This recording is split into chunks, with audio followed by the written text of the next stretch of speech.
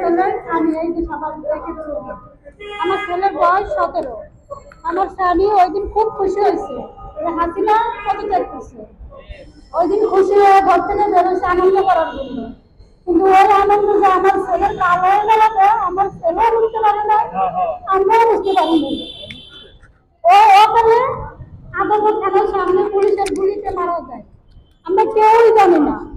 তারপর আমরা সবার কাছে খোঁজাখুঁজি করছি যে আমার ছেলে যে কই আছে আমি বলতে পারি না। সব আত্মীয় স্বজন যেখানে যা ছিল খোঁজাখুঁজি করছি, ঢাকা মেডিকেল গেছি, বঙ্গ হাসপাতাল গেছি, কোথাও পাইনি। তারপর সরব দিতে গেছে, ওইখানে এলাকা ডেট করে ফেলছি যে ওইখানে হাসপাতালের কাগজ এন্ট্রি করা আছে, এটা পুলিশ কেস। 17 হবে 5 আগস্ট 6টা 50 এখানে এনে দেওয়া যায়। তখন হলো আমরা 8 আগস্ট লোকা এখান থেকে বের করি, 9 আগস্ট সকালে ওরা দাফন করি মিরপুর কালশি কবরস্থানে।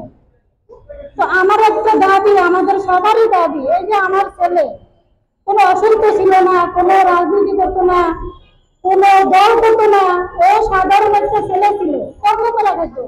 আমার ছেলে কারেন্টের কাজ করতো, আমার বড় ছেলে, আমি অনেক কষ্ট করে বাঁচতে হবে। আজকে ওরে ছাড়া আমি যে কিভাবে লাইতে আসছি, আমার ঘর কিভাবে চলতেছে একমাত্র আমিই জানি। আমার আরো 2টা ছেলে মেয়ে আছে, আমার মেয়ের পড়ালেখা চলতে ওর টাকা দিয়ে।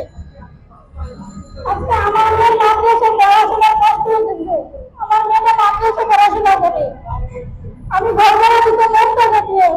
আমার স্বামী অসুস্থ হয়ে ওর সঙ্গে, আমার ছেলের সঙ্গে আমি ঘুমাই না, আমি রাত্রে যেদিন থেকে টাকায় থাকি।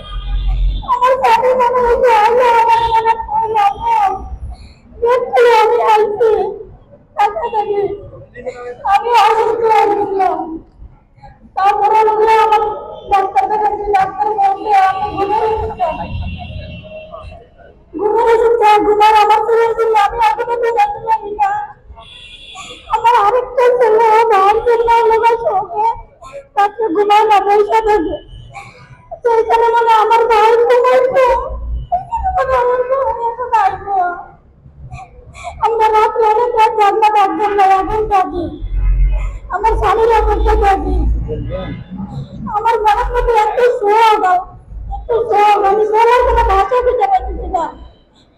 আমার সরকারের কাছে একবার দাবি, এই তো সরকারের লোকগুলি মারা গেল, কত মায়ের লোক কোন খালি হলো, তাদের রক্ত দিয়ে বাংলাদেশকে স্বাধীন হলো। সুষ্ঠু বিচার যেন হয়, সুন্দর একটা বাংলাদেশ গড়ে তুলে, আর অসহায় মানুষগুলির পাশে দাঁড়ায়, যারা শহীদ হয়েছে, যারা আহত হয়েছে, আহত ভাইরা অনেক কষ্ট আছে, শহীদের ফ্যামিলি তো আছেই, আহত ভাইরা হাসপাতালে এখন অনেক ভাইরা কষ্ট করতেছে, ওদের পা, ওদের চোখ, ওদের হাত, ওরা অনেক কষ্ট করতেছে। আর যে চলে গেছে ও একবারের জন্য চলে গেছে, ও তো আর আসবে না। তাই সবার কাছে বলবো, সরকারের কাছে সবার দিকে জানি সমানভাবে তাকাই, সমানভাবে জানি উনি কাজ করা যায়। একটু খবর নেয়, একটু খবর খোঁজ নেয়, একটু খোঁজ খবরের মাধ্যমে জানি সবাই ভালো থাকতে পারে, সবাই সুস্থ থাকতে পারে।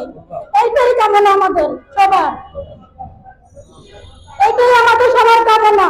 সরকার যদি কোনো অবৈধ কাজ না করে, কারণ জানি 2 রকমের ব্যবহার না করে, একই রকমের ব্যবহার করে।